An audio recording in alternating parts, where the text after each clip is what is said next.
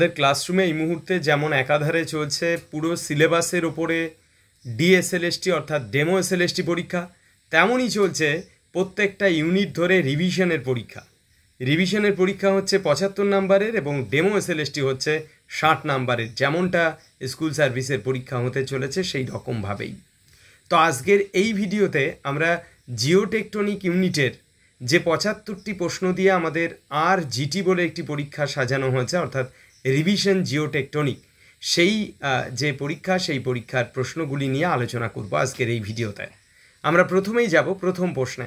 প্রথমে বলা হয়েছে প্রকৃতিগতভাবে অন্তঃকেন্দ্রমণ্ডলের গাঠনিক বৈশিষ্ট্য কোনটি? আমরা জানি যে যদি দেখা যায় আমাদের পৃথিবীর আভ্যন্তরীণ গঠন, তাহলে একদম ওপরে যেমনটি রয়েছে শিলামণ্ডল, তারপরে গুরুমণ্ডল, তারপরে কেন্দ্রমণ্ডল। তো কেন্দ্রমণ্ডলের মধ্যে দুটি ভাগ রয়েছে, একটা বহিকেন্দ্রমণ্ডল, একটা অন্তঃকেন্দ্রমণ্ডল। তো অন্তঃকেন্দ্রমণ্ডল সলিড ফেজে রয়েছে। কেন? কারণ এখানে প্রেশার অনেক বেশি, উষ্ণতা অধিক থাকা সত্ত্বেও যেহেতু চাপ অনেক বেশি, তাই জন্য এখানকার যে গাঠনিক বৈশিষ্ট্য সেটা হলো মূলত সলিড ফেজ, অর্থাৎ সলিড স্টেটে রয়েছে অন্তঃকেন্দ্রমণ্ডল। আমরা যদি এই ছবিটা দেখি তাহলে বুঝতে পারবো পুরো বিষয়টা। অর্থাৎ ইনার কোর যেটা রয়েছে সলিড ফেজে, আউটার কোর যেটা রয়েছে মূলত লিকুইড ফেজ, এবং মাথায় রাখতে হবে এই আউটার কোর থেকেই গ্র্যাভিটেশনাল ফোর্স জেনারেট করে থাকে। যদি প্রশ্ন করা হয় গ্র্যাভিটেশনাল পুল বা গ্র্যাভিটেশনাল ফোর্স কোথায় জেনারেট করে, তাহলে উত্তরটা হলো আউটার কোর বা বহিকেন্দ্রমণ্ডলের। তারপরেই রয়েছে ম্যান্টেল বা মূলত গুরুমণ্ডলের ক্ষেত্রেও দুটি ভাগ থাকে, একটা ক্রোফেসীমা যেটা উপরের দিকে থাকে, যাকে আমরা বহি গুরুমণ্ডল বলি, আর নিচেরটা হলো নিফেসীমা। তো এই হলো দুটো ভাগ, এবং তার ওপরে রয়েছে মূলত লিথোস্ফিয়ার বা শিলামণ্ডল। তো এবার এখানে আমরা যে বিযুক্তিগুলি পরীক্ষায় প্রশ্ন আসার স্পষ্ট জায়গা থাকে। সায়াল অ্যান্ড সীমা, যেটা আর্থ ক্রাস্টের দুটি ভাগ, সায়াল অ্যান্ড সীমার মধ্যে থাকে মূলত কনরাড বিযুক্তি, এবং শিলামণ্ডল ও গুরুমণ্ডলের মধ্যে থাকে মোহরভিষিক বিযুক্তি, আর গুরুমণ্ডল ও কেন্দ্রমণ্ডলের মধ্যে থাকে গুটেনবার্গ বিযুক্তি। এবার যদি আমরা দেখি কনরাড বিযুক্তি, যেটি সায়াল অ্যান্ড সীমার মধ্যে থাকে, সেটি 1925 সালে আবিষ্কার হয়েছিল, 1925 সাল।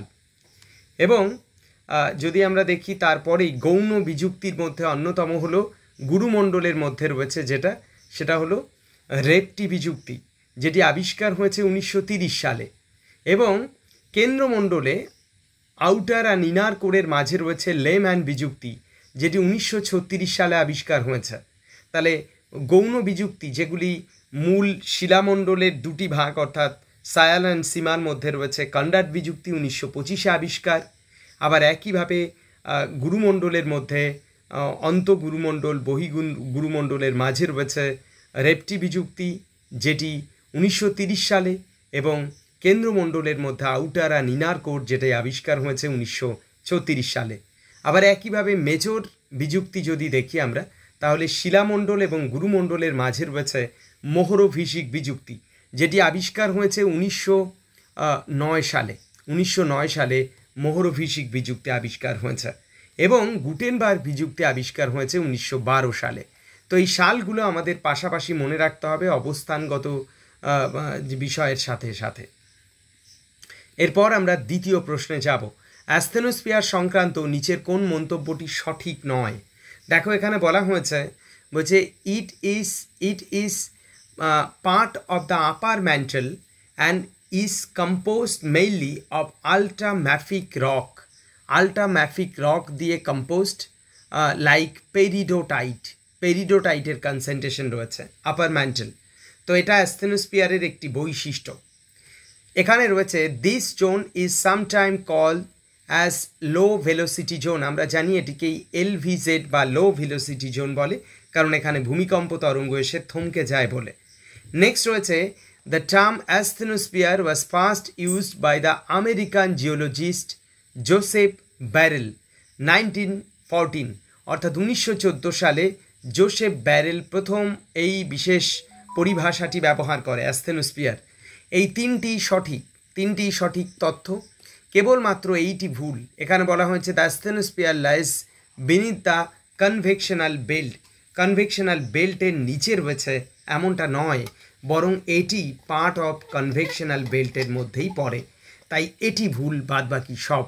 সহজে অতি ক্ষারীয় শব্দটি শিলার খনিজ পদার্থে ক্ষারীয় উপাদান বিশেষ করে সোডিয়াম Na এবং আর কোনটির ঘনত্বকে বোঝায়? আমরা অতি ক্ষারীয় বলছি না, অতি ক্ষারীয় যখন বলবো, আলট্রা অ্যালকালাইন যখন বলবো, তখন আমাদের বুঝে নিতে হবে সেখানে Na অর্থাৎ সোডিয়াম বেশি রয়েছে এবং পটাশিয়াম বেশি রয়েছে।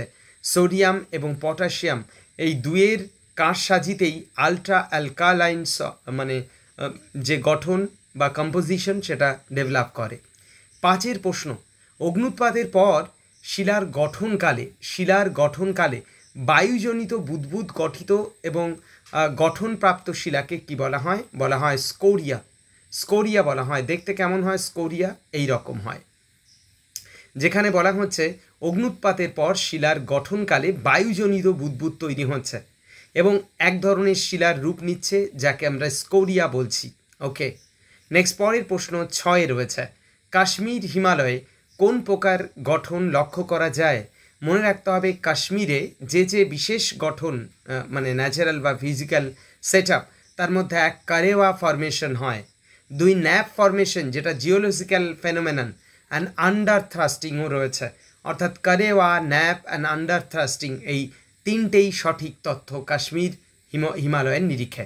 7 প্রশ্ন, মহীখাত তত্ত্বের প্রথম প্রবক্তা নিচের কোন বিজ্ঞানীকে ধরা হয়?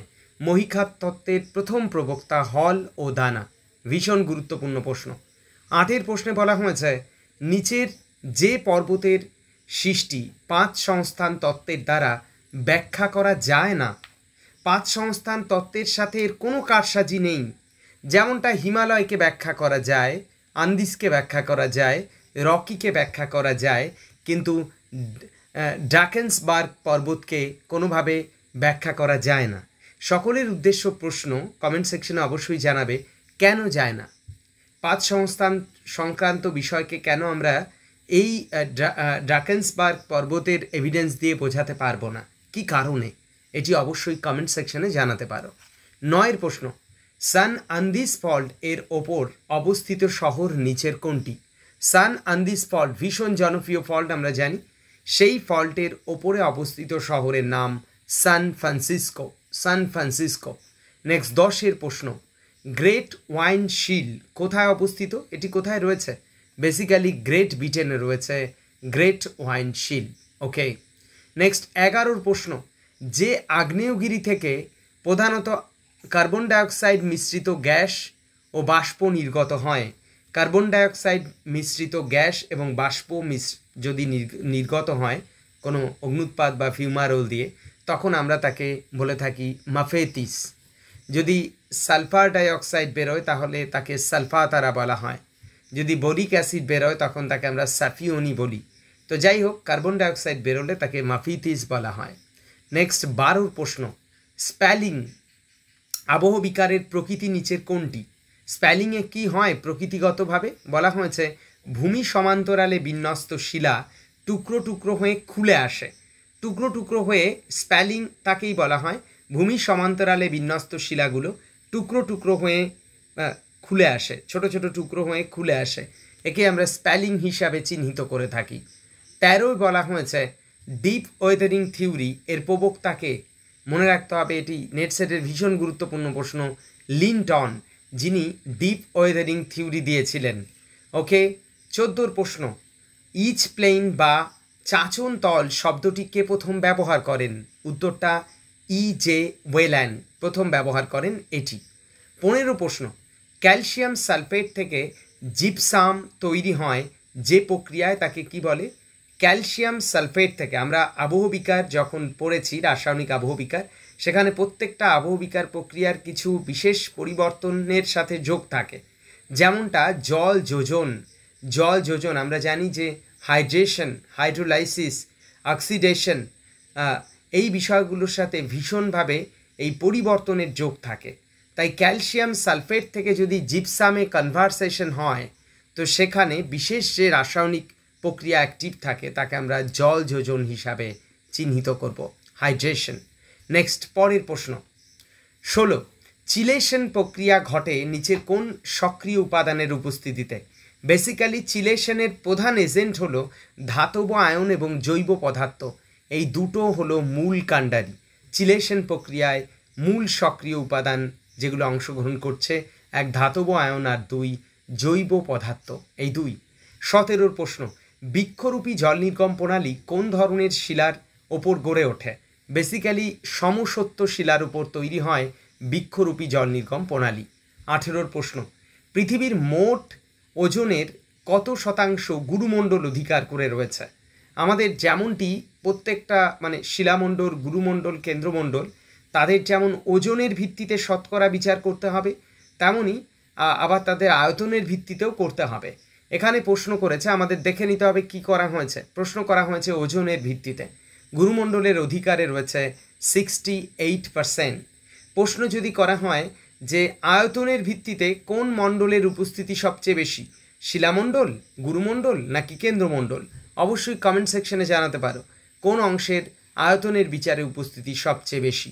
নেক্সট 19 প্রশ্ন, আবিষ্কারের সময় অনুযায়ী প্রথম থেকে সাজাও। এক হলো আবিষ্কারের সময়, যেমনটি আজকে ক্লাসে প্রথমেই বলে দিলাম। এখানে প্রথমেই বলা হয়েছে আবিষ্কারের সময়, যেহেতু আমরা যদি আবিষ্কারের টাইমগুলো লিখে দিই, মোহ 1909 সালে আবিষ্কার হয়, লেম্যান হয়েছিল 1936 সালে, কনরাড বিযুক্তি হয়েছিল 1925 সালে, গুটেনবার্গ বিযুক্তি হয়েছিল 1912 সালে, আর রেটটি বিযুক্তি হয়েছিল 1930 সালে। তাহলে স্বাভাবিকভাবেই সবার আগে হয়েছে ই অর্থাৎ মোহ বিযুক্তি, তারপরে হয়েছে বি গুটেনবার্গ বিযুক্তি 1912, তারপরে হয়েছে সি কনরাড বিযুক্তি 1925, তারপরে হয়েছে এ রেটটি বিযুক্তি 1930, আর সবশেষে হয়েছে ডি অর্থাৎ লেম্যান বিযুক্তি 1936। তো এইগুলোকে এইভাবে সুন্দরভাবে আমাদের পড়ে মাথায় রাখতে হবে। 20 প্রশ্নে বলা হয়েছে উপস্থিতির বিচারে বেশি থেকে কম সাজাও। এখানে দেওয়া হয়েছে বেশি থেকে কম। সবচেয়ে বেশি কি রয়েছে এর মধ্যে? অ্যালুমিনিয়াম রয়েছে সবচেয়ে বেশি, তারপরে রয়েছে আয়রন। আমাদের মাথায় রাখতে হবে যেগুলো অপশনে দেবে তার ভিত্তিতেই আমার বিচার করতে হবে। যেমনটা যদি সামগ্রিকভাবে দেখি তাহলে সবচেয়ে বেশি আছে অক্সিজেন এবং সেটা 46.6%, তারপরে সিলিকন 27.72%, তারপরে অ্যালুমিনিয়াম 8.13, তারপরে আয়রন 5%, ক্যালসিয়াম 3.63, সোডিয়াম 2.83, পটাশিয়াম 2.60 আর ম্যাগনেসিয়াম 2.08%। এবার স্বাভাবিকভাবেই আমার প্রথম থেকে অর্থাৎ সিলিকন অ্যান্ড অক্সিজেন এই দুটোকে দেয়া হয়নি। সিলিকন রয়েছে 27.72 অ্যান্ড অক্সিজেন রয়েছে 46.6%, এই দুটো দেয়া হয়নি। এরকম মাঝখান থেকেও কখনো অ্যাসেন্ডিং ডিসেন্ডিং অর্ডার সাজাতে দেয় পরীক্ষায়। তো এখানে আমরা যেগুলো দিয়েছে তার মধ্যে অ্যালুমিনিয়াম সবচেয়ে বেশি, তারপরে রয়েছে আয়রন, তারপরে রয়েছে ক্যালসিয়াম, তারপরে সোডিয়াম, তারপরে পটাশিয়াম এবং সবশেষে রয়েছে ম্যাগনেসিয়াম। গুরুত্বপূর্ণ প্রশ্ন এটি। 21 প্রশ্ন, নিচের কোনটি সঠিক মন্তব্য? এখানে বলা হয়েছে earth core cover 32.5% of earth volume. একটু আগেই যে প্রশ্নটা করছিলাম যে মোট আয়তনের 32.5% মূলত আমাদের যাকে বলা হয় কেন্দ্রমণ্ডল, সেই কেন্দ্রমণ্ডলের দখলে রয়েছে। আবার একইভাবে সেটাকে যদি আমরা মাসের বিচারে বলি তাহলে earth core cover 15% of earth mass, 15% of earth mass. এখানে প্রশ্ন করা হয়েছে কোনটি সঠিক মন্তব্য। দেখো প্রথমটাও ভুল, পরেরটাও ভুল। পরেরটায় বলা হয়েছে সিএ earth inner core is solid, একদম সঠিক কথা, এবং earth outer core is semi liquid অবস্থায় রয়েছে। তাই সিডি দুটোই কিন্তু সঠিক, কিন্তু প্রথমটার মধ্যে দেখা গেছে যে অবস্থানগত সরণ হয়েছে। অর্থাৎ যদি আমরা বলি এরিয়া কতটা রয়েছে কোর কভার, কত পার্সেন্ট মাস যদি বলি আর ভলিউম এই দুটোর মধ্যে, তাহলে মনে রাখতে হবে ভলিউমের বিচারে সেটা হবে 15%। ভলিউম অনেক কম, গড়ে 16%, অনেক জায়গায় 15%ও লেখা আছে। কিন্তু যদি মাস বলি তাহলে সেটা প্রায় 32%। অর্থাৎ আর্থ কোরের আয়তন অপেক্ষা ওজন অনেক বেশি, মানে আয়তন আছে প্রায় 15 থেকে 16%, টোটাল আয়তনের, আর ওজন আছে প্রায় 32%। কারণ এটি ভারী তাই। অর্থাৎ যদি আমরা বলি যে ওজনের ভিত্তিতে কোনটি সবচেয়ে বেশি আছে তিনটে মণ্ডলের মধ্যে, সেটাও হবে গুরুমণ্ডল। আবার যদি বলা হয় আয়তনের ভিত্তিতে কোনটি, সেটিও গুরুমণ্ডল।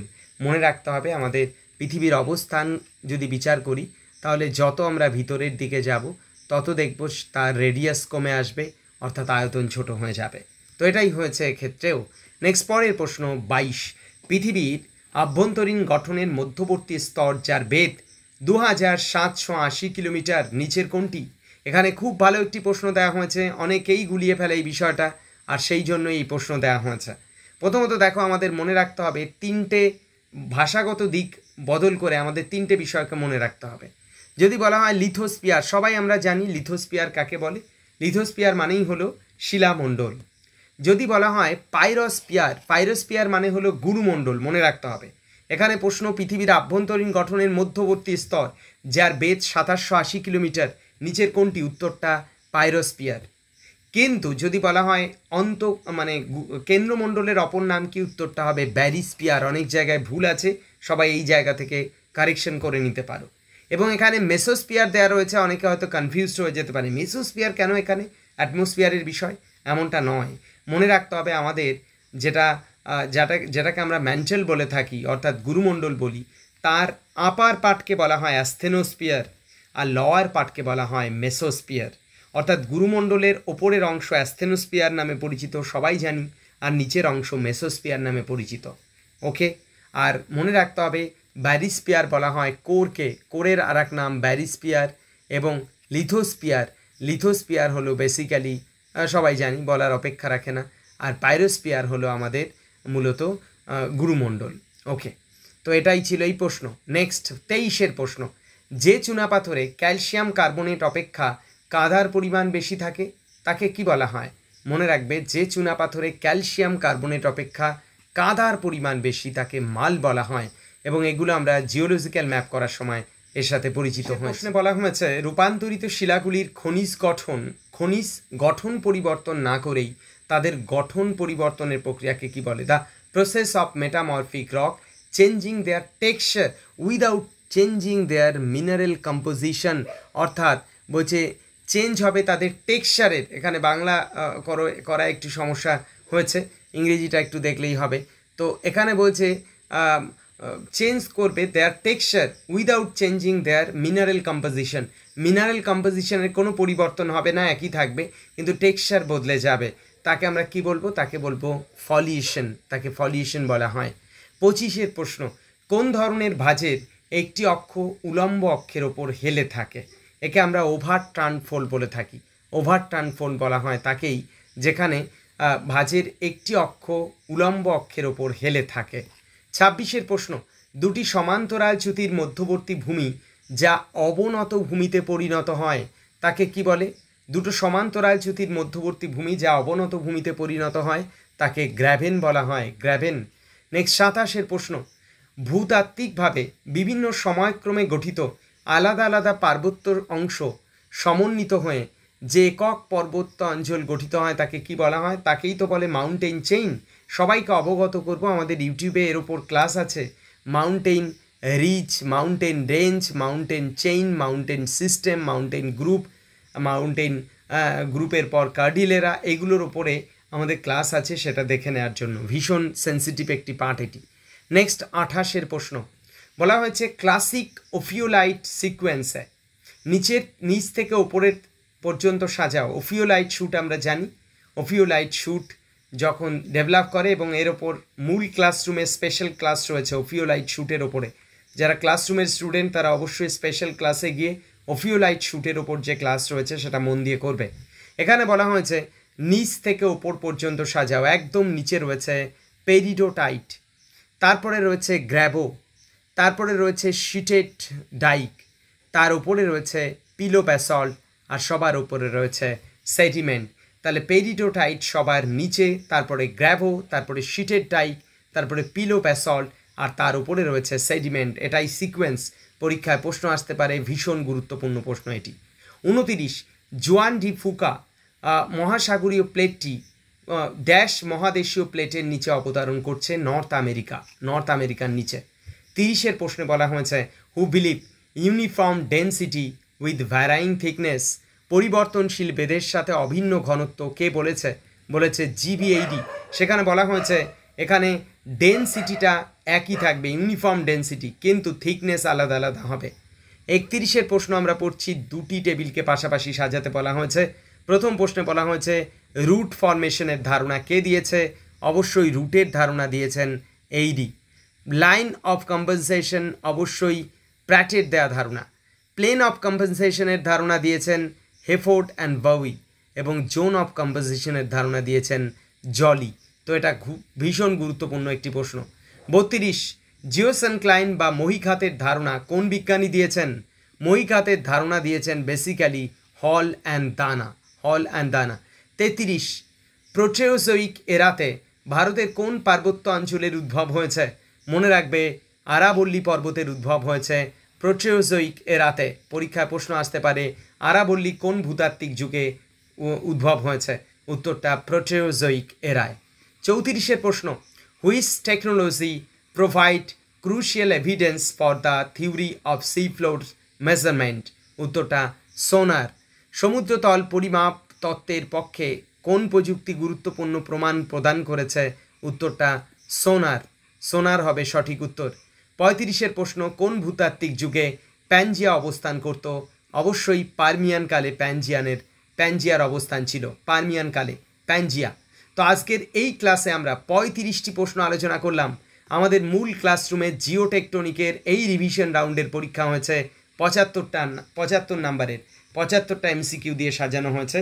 আমরা এই ক্লাসে ইউটিউবে 35টি এক্সপোজ করলাম, এবং সবাইকে বলে রাখি বর্তমানকালে আমাদের সকলের লক্ষ্য হবে কোয়ালিটি মেনটেন করে নিজের প্রিপারেশনকে স্ট্যান্ডার্ড জায়গায় নিয়ে যাওয়া।